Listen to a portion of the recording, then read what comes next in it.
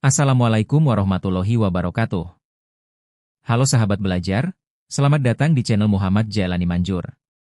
Di sini kita belajar dengan mantap dan hasil jujur, karena belajar itu bukan sekadar nilai, tapi pemahaman yang akan menemani kita sepanjang hidup. Hari ini kita masuk ke sesi pemantapan asesmen nasional berbasis komputer, ANBK, untuk asesmen kompetensi minimum, AKM. Fokus kita adalah Bahasa Indonesia SD MI tahun 2025. Yuk sama-sama kita siapkan diri, bukan cuma untuk ujian, tapi untuk jadi generasi yang cerdas, kritis, dan jujur. Mantap dengan hasil jujur. Hari ini kita akan masuk ke simulasi AKM, Asesmen Kompetensi Minimum. Simulasi ini khusus untuk Bahasa Indonesia SD, Madrasah Ibtidaiyah 2025. Dalam rangka persiapan ANBK, Asesmen Nasional Berbasis Komputer. Yuk, kita belajar bersama, kerjakan soal dengan tenang, percaya diri, dan pastinya mantap dengan hasil jujur. Selamat datang, teman-teman. Langkah awal, silakan ketik nama kalian masing-masing di kolom yang tersedia.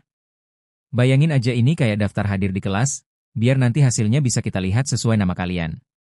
Oh iya, jangan lupa sebelum mulai, kita awali dengan berdoa dulu supaya ilmunya berkah dan kita bisa jawab soal dengan tenang. Siap? Yuk kita mulai. Nah, sekarang kita masuk ke tampilan konfirmasi data. Di sini, teman-teman tinggal ketik nama lengkap kalian. Pastikan ejaannya benar ya, biar nanti nggak ketukar sama nama orang lain. Lanjut, isi tanggal lahir kalian. Ingat, urutannya sesuai format yang diminta di layar. Terakhir, jangan lupa masukkan token yang sudah dibagikan. Token ini ibarat kunci untuk membuka soalnya, jadi tanpa token, kita nggak bisa mulai. Kalau semua sudah diisi, cek lagi sebentar. Kalau udah yakin benar, tinggal klik tombol konfirmasi. Dan, kita siap lanjut ke soalnya. Oke, semua data sudah beres? Nama sudah, tanggal lahir sudah, token juga sudah masuk. Mantap! Sekarang, yuk kita mulai. Teman-teman tinggal klik tombol, mulai, di layar, dan kita akan langsung masuk ke soal pertama. Ingat, kerjakan dengan tenang, baca soalnya pelan-pelan, dan nikmati proses belajarnya. Mari kita mulai. Sebelumnya kita akan membaca sebuah cerita menarik berjudul Kisah Kutu di Negeri Rambut. Dengarkan baik-baik ya, karena setelah cerita ini, akan ada soal simulasi AKM Asesmen Kompetensi Minimum untuk kalian semua. Siap? Yuk kita mulai. Kisah Kutu di Negeri Rambut. Di suatu negeri yang subur, kutu berkumpul. Ada ribuan telur kutu di sekitar rambut panjang Ajeng. Ajeng kurang menjaga kebersihan. Ia sering menggaruk kepalanya karena gatal. Para kutu sudah semakin banyak. Mereka ingin mencari negeri baru. Tak jarang rambut teman-teman Ajeng menjadi korban. Teman-teman Ajeng menjadi risih. Ketika Ajeng mulai menggaruk rambut, mereka menjauhinya. Ajeng merasa sedih. Akhirnya ia memutuskan berkeramas dan memotong rambutnya. Para kutu sangat marah. Mereka berloncatan mencari negeri yang baru. Oke teman-teman, kita masuk ke soal nomor 1 ya. Pertanyaannya begini. Di mana ribuan telur kutu berkumpul? Ada 3 pilihan jawabannya. A. Di suatu negeri. B. Di rambut Ajeng. C. Di rambut teman-teman. Nah, coba kita ingat lagi cerita tadi. Tadi kan jelas disebutkan kalau ada ribuan telur kutu di sekitar rambut panjang Ajeng. Berarti jawaban yang paling tepat adalah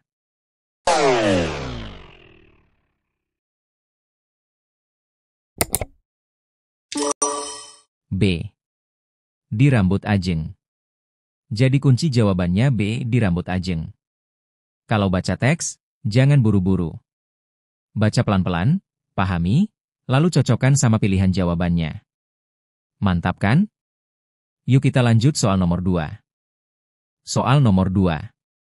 Sesuai cerita, kisah kutu di negeri rambut, terdapat beberapa tokoh di dalamnya. Pasangkan penjelasan di lajur kiri dengan tokoh di lajur kanan. Penjelasan. A. Tokoh yang memiliki ribuan kutu di rambut. B. Tokoh yang risih kepada Ajeng. C. Tokoh yang berloncatan mencari negeri baru. Tokoh. Teman-teman. Kutu. Telur kutu. Ajeng. Berarti jawaban yang paling tepat adalah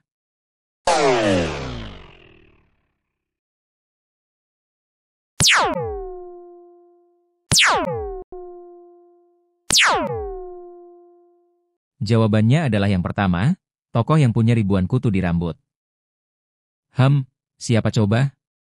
Tadi jelas ada di teks, yaitu rambut panjangnya Ajeng. Jadi A, jawabannya Ajeng. Lalu yang kedua, tokoh yang risih kepada Ajeng. Kira-kira siapa tuh? Betul, teman-temannya. Kan mereka nggak nyaman karena Ajeng kurang menjaga kebersihan. Jadi B, jawabnya teman-teman. Terakhir, tokoh yang berloncatan cari negeri baru. Ini gampang ya, tentu saja kutu. Karena jumlahnya makin banyak dan mereka mau cari tempat lain. Jadi C, jawabnya kutu. Nah, selesai deh. Jadi pasangan yang benar adalah A, pasangannya Ajeng, B, pasangannya teman-teman, C, pasangannya kutu. Mantap kan? Yuk kita lanjut ke soal nomor 3. Oke guys, kita lanjut ke soal nomor 3 ya. Pertanyaannya gini, mengapa teman-teman Ajeng merasa risih kepadanya? Ingat ya, jawabannya bisa lebih dari satu. Yuk kita cek satu persatu. Pilihan A, rambut Ajeng panjang. Punya rambut panjang sih nggak masalah ya, itu bukan alasan orang lain risih. Jadi A bukan jawaban yang tepat. Pilihan B, Ajeng sering menggaruk kepala. Nah, ini bisa bikin orang risih, apalagi kalau di kelas, kebayang nggak kalau ada teman yang terus-terusan garuk-garuk kepala? Hehe. Jadi ini benar. Pilihan C, rambut Ajeng banyak kutu. Yes, ini juga alasan kuat kenapa teman-temannya jadi risih. Karena rambutnya kotor dan penuh kutu. Jadi jawaban yang benar adalah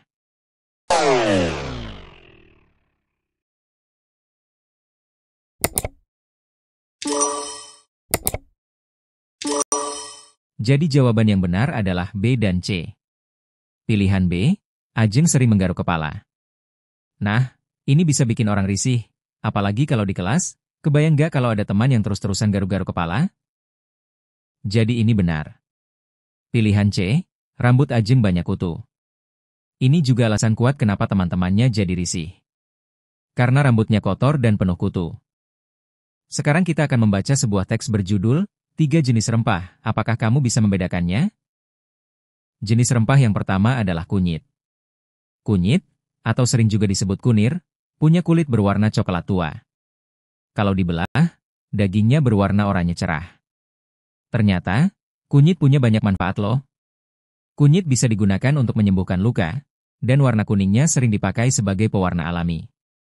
Wah, keren ya, rempah sederhana tapi punya banyak kegunaan. Jenis rempah yang kedua adalah lengkuas. Lengkuas sering juga disebut laos. Kulitnya halus, dan kalau dibelah, dagingnya berwarna putih. Lengkuas punya manfaat untuk mengobati sakit napas.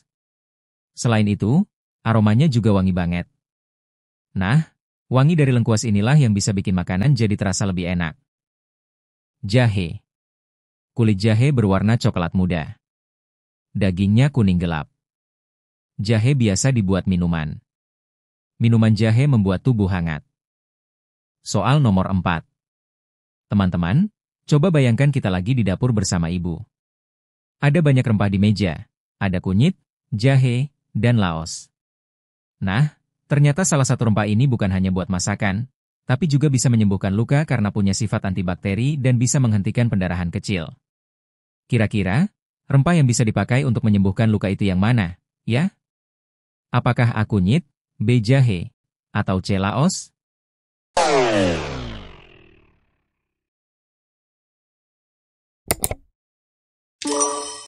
Jawaban soal nomor 4 adalah A. Kunyit. Kunyit mengandung zat kurkumin yang berfungsi sebagai antiinflamasi, antibakteri, dan mempercepat penyembuhan luka. Jadi, rempah yang dapat menyembuhkan luka adalah kunyit. Oke, kita lanjut ke soal nomor 5 ya. Informasi apa yang dapat kamu peroleh dari teks tersebut? Klik pada setiap pilihan jawaban benar. Jawaban benar lebih dari satu. A. Rempah sebagai bahan makanan pokok Indonesia. B. Rempah sebagai campuran masakan dan bahan minuman. C. Rempah sebagai bahan obat bagi masyarakat. Jawaban yang paling tepat adalah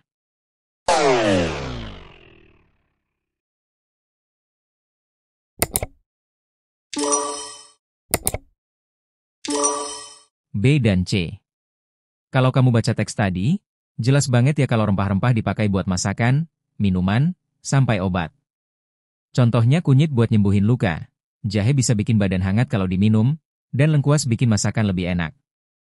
Nah, kalau pilihan A bilang, rempah sebagai makanan pokok, itu nggak tepat. Makanan pokok kita kan nasi, jagung, sagu, gitu ya. Jadi, yang benar adalah B dan C. Oke teman-teman, sekarang kita bedain yuk, apa saja kegunaan dari 3 rempah tadi, jahe, kunyit, dan lengkuas. Tugas kamu adalah memasangkan nama rempah dengan kegunaannya. Nama rempah. A. Jahe. B. Kunyit. C. Lengkuas. Kegunaan. Sebagai bahan minuman hangat. Sebagai pewangi masakan. Sebagai pewarna makanan. Sebagai obat sakit gigi.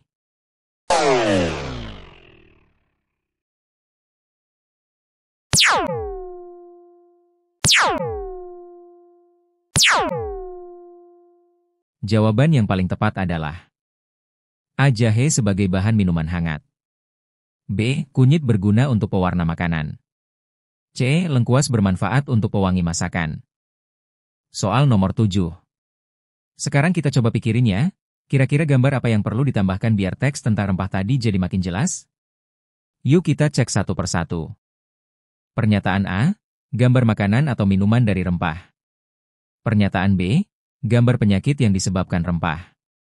Jadi, jawabannya adalah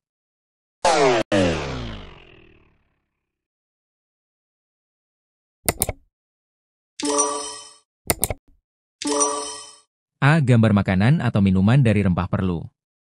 B. Gambar penyakit yang disebabkan rempah tidak perlu. Penjelasan. Pernyataan A, gambar makanan atau minuman dari rempah. Nah, ini perlu banget. Kenapa? Karena di teks disebut kalau jahe cocok buat minuman, kunyit bisa jadi pewarna makanan, dan lengkuas bikin masakan wangi. Jadi kalau ada gambar makanan atau minuman, teksnya makin gampang kamu pahami. Pernyataan B, gambar penyakit yang disebabkan rempah. Ini tidak perlu ya. Soalnya di teks nggak ada info kalau rempah bikin penyakit. Malah sebaliknya, rempah punya manfaat buat masakan, minuman, dan obat. Jadi gambar penyakit justru bikin bingung. Berikutnya, bacalah teks cerita berikut. Menjaga bumi Benny dan Wawan tengah bermain di halaman belakang. Ayah membawa tempat sampah bertuliskan, sampah organik. Wawan dan Benny mendekati ayah. Ayo bantu ayah potong-potong sampahnya, ajak ayah. Ayah, Benny, dan Wawan memotong sampah menjadi bagian-bagian kecil agar mudah terurai. Kemudian sampah yang telah dipotong dimasukkan ke dalam tong yang telah disiapkan. Tidak lupa ayah menambahkan sedikit air dan menutup tong dengan rapat.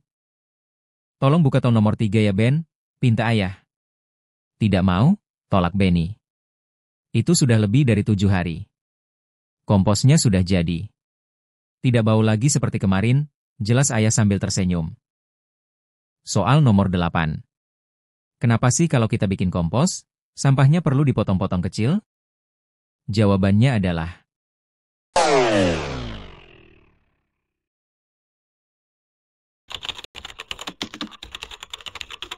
supaya mudah terurai. Kilauan logikanya gini, semakin kecil potongan sampahnya, semakin luas permukaan yang bisa disentuh sama mikroorganisme. Nah, mikroorganisme ini yang ngebantu proses penguraian. Jadi kalau sampah dipotong kecil-kecil, mereka lebih gampang kerja, dan kompos pun jadi lebih cepat terbentuk. Soal nomor 9. Kenapa sih tong sampah untuk kompos itu perlu dibuka sebentar? Pilihan jawabannya. A. Agar kompos tidak berair. B. Agar kompos tidak rusak. C. Agar kompos tidak bau. D. Agar mudah terurai. Jadi, jawabannya yang paling tepat adalah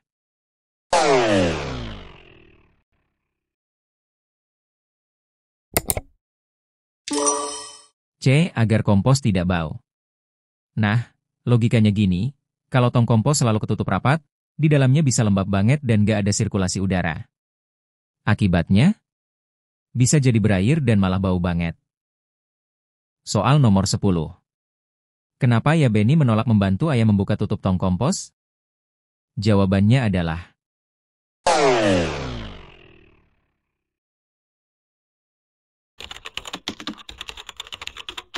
Benny tidak menyukai bau pupuk kompos. Bayangin deh, kamu lagi dekat tong kompos yang penuh sampah organik, pasti baunya agak kuat kan? Nah, Benny juga merasakannya, makanya dia agak jijik dan menolak membantu ayah membuka tutup tong. Jadi, kadang orang menolak bukan karena malas, tapi karena bau yang tidak enak. Soal nomor 11. Kalau di rumahmu banyak sampah organik, apa yang akan kamu lakukan? Yuk, klik pilihan benar atau salah sesuai isi teks. Pernyataan. A. Memotong sampah organik dijadikan pupuk kompos. B. Mengumpulkan sampah organik agar diambil petugas. Jawabannya adalah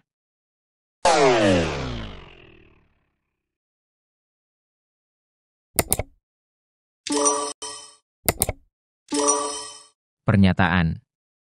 A. Benar. B. Salah. Kalau kamu baca teksnya, Benny dan Wawan diajari ayah buat mengolah sampah organik jadi kompos dengan cara memotong-potong kecil. Jadi, tindakan yang paling tepat adalah A. Membuat pupuk kompos. Sedangkan B. Mengumpulkan sampah biar diambil petugas, itu nggak sesuai teks, karena tujuan cerita adalah menjaga bumi dengan mengolah sampah sendiri. Lanjut, bacalah teks cerita berikut. Sekarang kita jalan-jalan sebentar ke Pulau Sumatera, tepatnya ke Provinsi Bengkulu. Bengkulu adalah salah satu provinsi di Pulau Sumatera. Bengkulu punya pakaian adat bernama Rejang Lebong yang unik. Rejang Lebong merupakan perpaduan dari budaya Jambi, Riau, Deli, Palembang, dan Lampung. Pakaian adat pria terdapat penutup kepala berbentuk kerucut, jas yang berbahan beludru, celana panjang berbahan satin, kain songket, ikat pinggang yang disebut pending, dan keris. Pakaian adat wanita terdapat baju kurung bertabur lempeng berwarna keemasan, songket berbahan sutra, perhiasan berupa kain dengan hiasan benang emas di bahu. Bagian atas rambut disanggul dan dipakaikan hiasan kepala dengan tusuk konde berwarna emas. Pakaian adat wanita ditambahkan dengan gelang, kalung, anting, dan kembang goyang sebagai aksesoris. Pria dan wanita mengenakan selop sebagai alas kaki pakaian adat asli Bengkulu. Soal nomor 12. Sekarang kita ke Pulau Sumatera, tepatnya di Bengkulu. Pernah nggak sih kamu dengar tentang pakaian adat dari provinsi ini? Nah, coba perhatikan baik-baik ya. Pertanyaannya, apakah nama baju adat provinsi Bengkulu? Jawaban adalah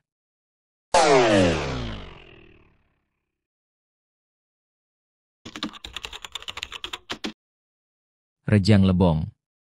Kalau kamu baca teks sebelumnya, jelas banget disebutkan bahwa Bengkulu punya pakaian adat bernama Rejang Lebong. Jadi gampang banget, cukup ingat nama dan asalnya, Rejang Lebong dari Bengkulu. Soal nomor 13. Bahan apa saja yang dipakai untuk membuat pakaian adat Bengkulu? Pasangkan bagian pakaian adat di sebelah kiri dengan bahannya di sebelah kanan berdasarkan teks. Bagian pakaian adat. A. Jas. B. Celana panjang. C. Songket. Bahan. Sutra. Benang emas. Satin. Beludru. Jawaban adalah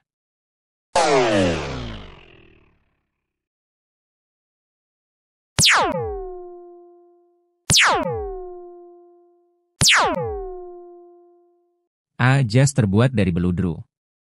Kenapa? Jas terlihat mewah dan lembut, makanya pakai beludru. B. Celana panjang terbuat dari satin. Celana panjang biar nyaman tapi tetap mengkilap, satin pilihan tepat. C. Songket terbuat dari sutra. Songket Bengkulu terkenal cantik karena sutra sebagai kain dasar.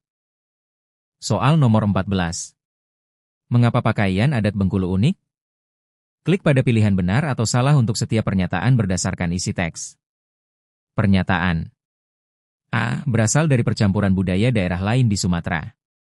B. Banyak aksesoris yang ditambahkan di pakaian adat wanita. Jawaban adalah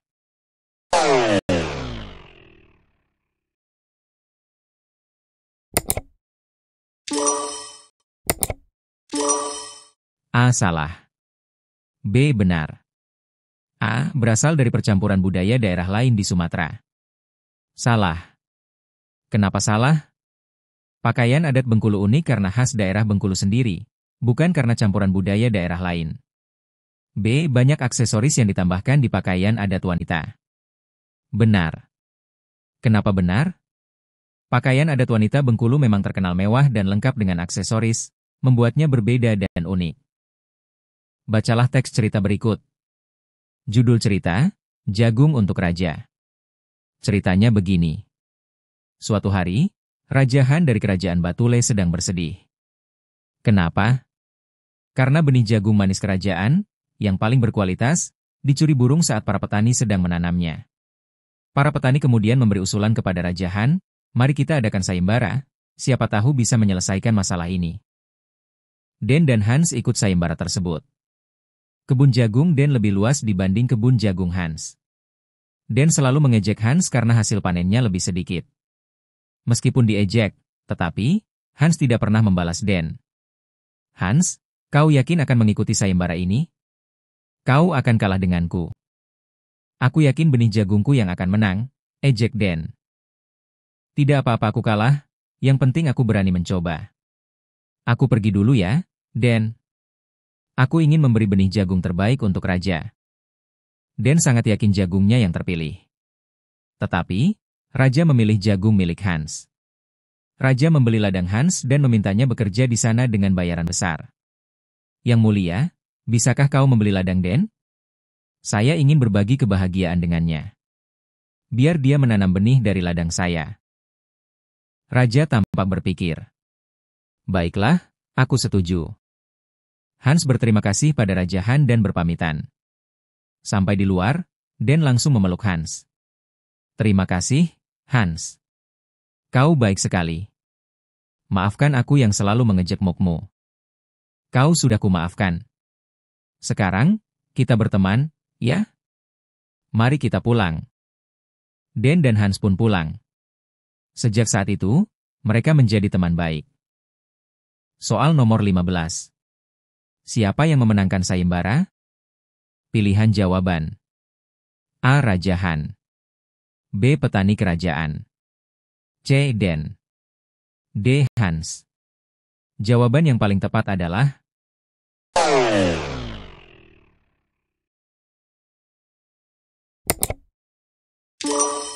D. Hans. Raja Han bikin sayembara karena sedih jagung dicuri. Petani cuma memberikan usulan. Den ikut terlibat, tapi bukan pemenang. Hans pemenang sayembara, berhasil menyelesaikan tantangan yang diberikan oleh Raja. Soal nomor 16. Bagaimanakah sosok Raja dan Hans dalam cerita tersebut? Klik pada pilihan Raja atau Hans untuk setiap pernyataan berdasarkan isi teks. Pernyataan. A. Sosok yang penyabar.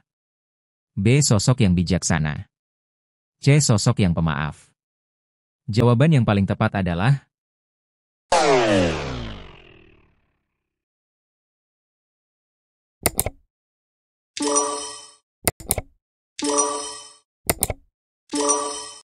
A. Sosok yang penyabar adalah Hans. Hans berhasil mengikuti sayembara dan menyelesaikan tantangan, menunjukkan kesabaran. B. Sosok yang bijaksana adalah Raja. Raja Han mengadakan sayembara untuk mencari solusi masalah jagungnya. Itu menunjukkan kebijaksanaan dalam menghadapi masalah. C. Sosok yang pemaaf adalah Raja. Meskipun benih jagungnya dicuri burung, Raja tetap mencari solusi dengan bijak dan tidak marah, menunjukkan sifat pemaaf. Soal nomor 17. Saat ulangan harian, temanmu mendapat nilai yang lebih bagus darimu. Apa yang akan kamu lakukan? Pilihan jawaban. A. Memberinya selamat karena ia berhasil mendapat nilai yang bagus. B. Mengikuti cara belajarnya agar bisa mendapat nilai yang bagus juga. C. Merasa iri hati melihat keberhasilan teman lain mendapat nilai baik.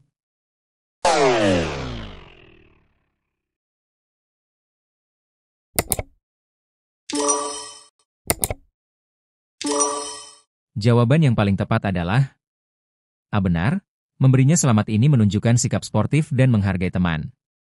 B. Benar, mengikuti cara belajarnya ini menunjukkan sikap belajar dari keberhasilan orang lain. C. Salah, merasa iri hati ini sikap negatif yang sebaiknya dihindari. Teman-teman, pernah nggak sih kalian merasa senang hanya karena melihat senyuman orang lain? Nah, itu salah satu contoh dari budaya 5S. Budaya 5S. Apa itu budaya 5S?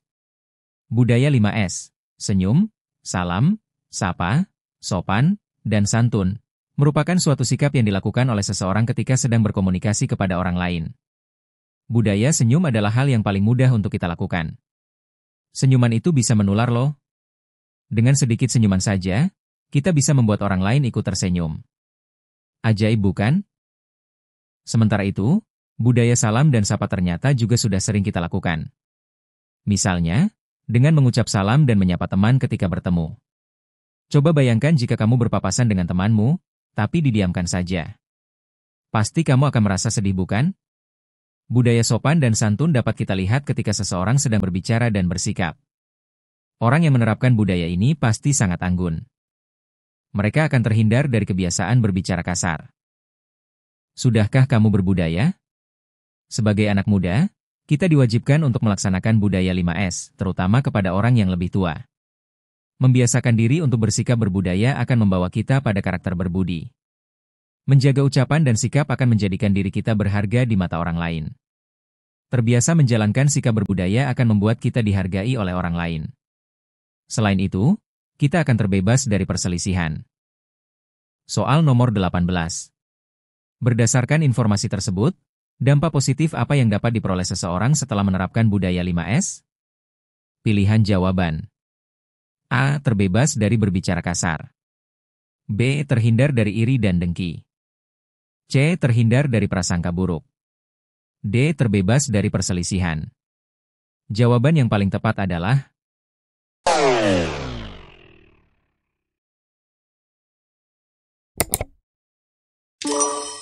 D. Terbebas dari perselisihan. Budaya 5S, senyum, salam, sapa, sopan, santun, membuat kita lebih ramah dan menghormati orang lain. Dengan sikap yang ramah, komunikasi jadi lancar, orang lain senang berinteraksi, dan perselisihan bisa dihindari. Jadi, efek langsung dari menerapkan 5S adalah terbebas dari perselisihan. Soal nomor 19. Seseorang yang sudah menerapkan budaya sopan santun akan terlihat pada caranya ketika berbicara dan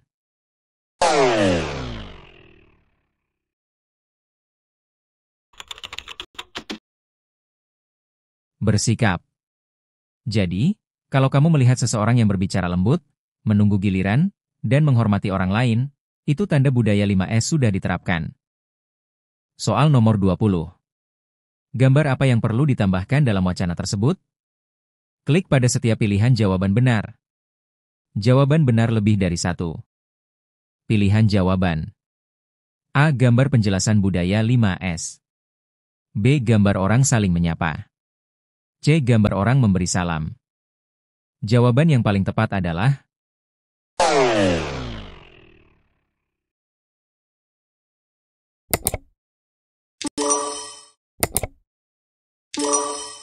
B dan C. B. Gambar orang saling menyapa. C. Gambar orang memberi salam. B. Menunjukkan budaya sapa secara nyata dalam kehidupan sehari-hari. C. Menunjukkan budaya salam yang jelas dan mudah dipahami. Selanjutnya kita akan belajar tentang berkebun. Berkebun itu artinya menanam dan merawat tanaman. Supaya berkebun lebih menyenangkan, langkah pertama adalah memilih tanaman yang kita sukai. Kalau kamu suka tanaman yang indah, kamu bisa menanam bunga matahari. Kalau kamu suka tanaman yang berbuah, kamu bisa menanam tomat ceri. Dengan memilih tanaman yang kamu sukai, berkebun jadi lebih seru, menyenangkan, dan gak membosankan. Bayangkan sendiri, ketika tanaman yang kamu tanam tumbuh subur, kamu pasti senang melihatnya dan ingin merawatnya terus. Kedua, pakai alat berkebun khusus. Misalnya, alat penyiram tanaman atau sekop mini. Benda-benda itu bisa membuat pekerjaan kita jadi mudah.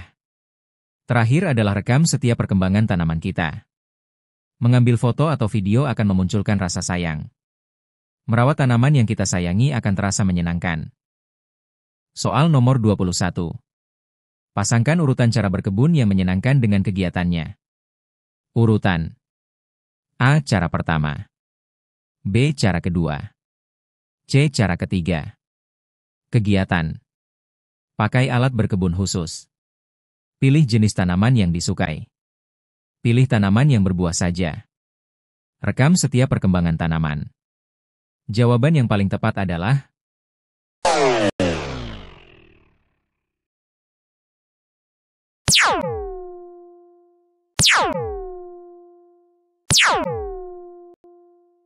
A. Cara pertama, pilih jenis tanaman yang disukai.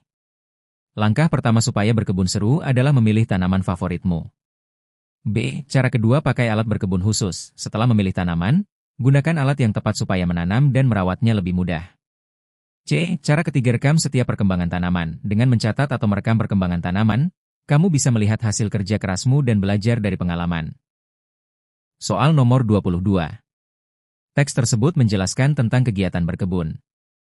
Informasi apa saja yang sesuai dengan teks tersebut? Klik pada pilihan benar atau salah untuk setiap pernyataan. Pernyataan. A. Bacaan tersebut menjelaskan tentang cara berkebun yang menyenangkan. B. Bacaan tersebut menjelaskan tentang cara memilih tanaman yang baik. Jawaban yang paling tepat adalah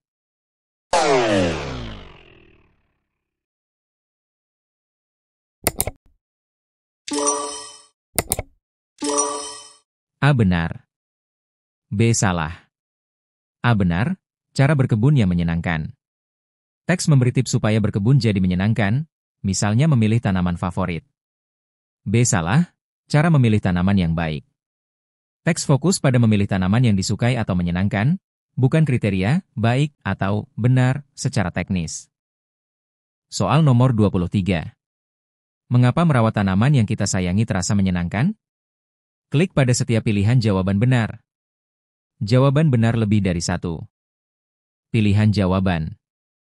A. Kita dapat melihat pertumbuhan dari tanaman kita. B. Kita dapat memilih alat penyiram tanaman yang menarik. C. Kita dapat mengabadikan indahnya tanaman dalam berbagai media. Jawaban yang paling tepat adalah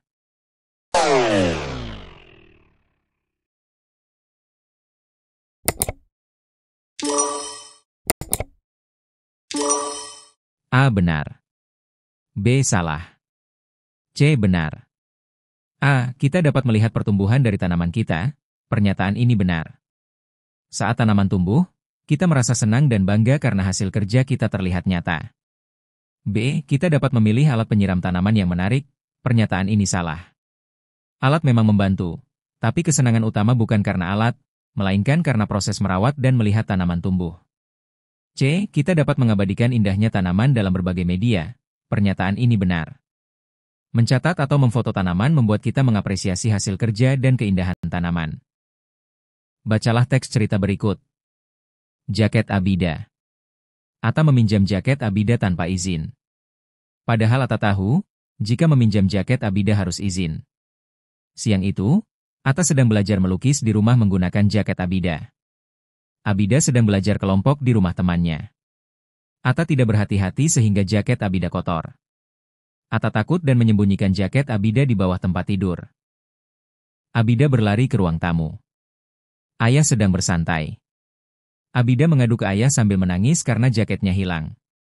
Atta tidak suka melihat Abida seperti itu. Atta mencuci jaket Abida. Ternyata warna jaket Abida malah berubah. Abida akhirnya tahu dan marah kepada Atta. Ibu mengetahui keresahan Atta.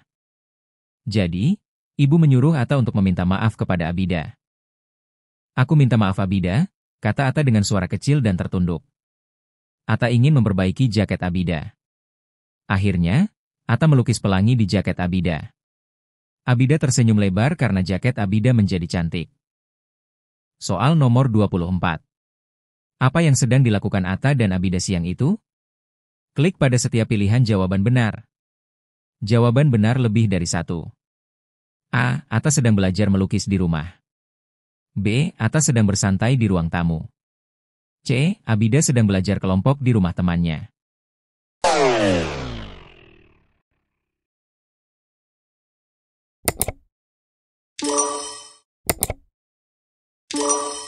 Jawaban yang paling tepat adalah A dan C benar. A. Atta sedang belajar melukis di rumah. C. Abida sedang belajar kelompok di rumah temannya. Soal nomor 25. Abida marah pada Atta. Mengapa Abida marah kepada Atta? Klik pada pilihan benar atau salah untuk setiap pernyataan berdasarkan isi teks. Pernyataan. A. Atta membuat kotor jaket Abida. B. Atta membuat warna jaket Abida berubah.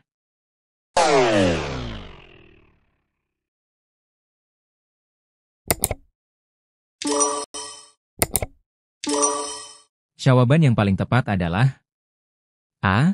Benar. B. Benar. A. Atta membuat kotor jaket Abida. Benar. B. Atta membuat warna jaket Abida berubah. Benar. Soal nomor 26.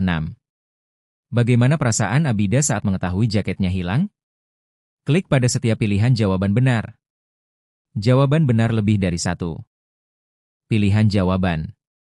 A. Sedih. B. Panik. C. Terharu.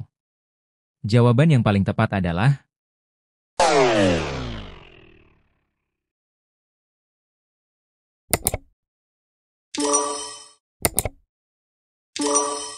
A. Benar. B. Benar. A. Sedih. Benar. Abida merasa kehilangan sesuatu yang berharga, yaitu jaketnya, sehingga wajar jika sedih. B. Panik. Benar. Saat mengetahui jaketnya hilang, Abida mungkin cepat cemas dan panik mencari jaket itu. C. Terharu. Salah. Tidak ada tanda Abida merasa terharu. Fokus emosinya adalah sedih dan panik, bukan terharu. Terima kasih telah berpartisipasi dalam tes ini. Silahkan tekan tombol merah yaitu subscribe, tekan loncengnya, dan share sebanyak-banyaknya sehingga video ini berguna bagi orang banyak. Bila ingin lihat soal yang lainnya silahkan kunjungi di bagian playlist Muhammad Jailani Manjur. Terima kasih sudah menyimak hingga akhir dan sampai jumpa lagi. Wassalam.